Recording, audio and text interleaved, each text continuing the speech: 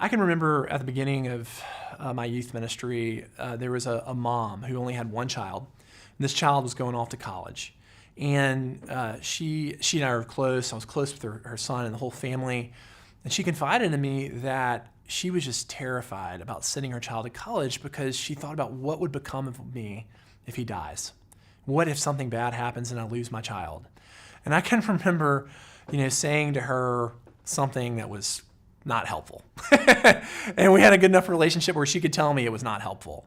And then I can remember something that my pastor, Mark Upton, had shared with me in Charlotte, and that was this idea of provisional grace.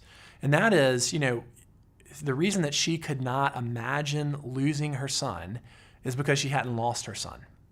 The reason that I cannot imagine losing my spouse is because I haven't lost my spouse. I have lost a child, but I haven't lost a spouse. I can't imagine that. And, the thing is that, God does not call the equipped. He equips the called.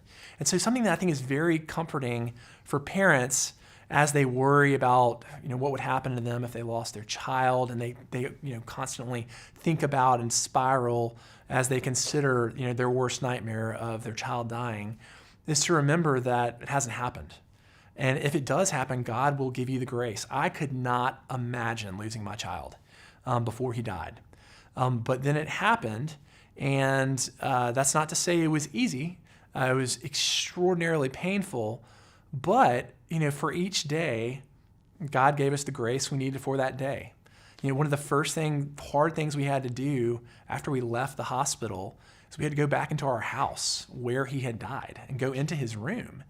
And we just sat on his bed weeping, and we kept on saying over and over again, what are we going to do? What are we going to do? And I just remembered what my pastor in Charlotte had taught me, and that was, we just need grace for today. We just need grace for the day. And so when I am on the scene, if there's been a tragedy, and as a pastor, I go to someone's house or I go to the hospital, really the best piece of advice I give a person is I say, look, you're gonna need to depend on grace for just today. Maybe grace for just this morning.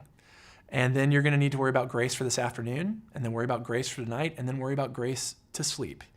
And, and have just a very disciplined mentality of don't worry about tomorrow.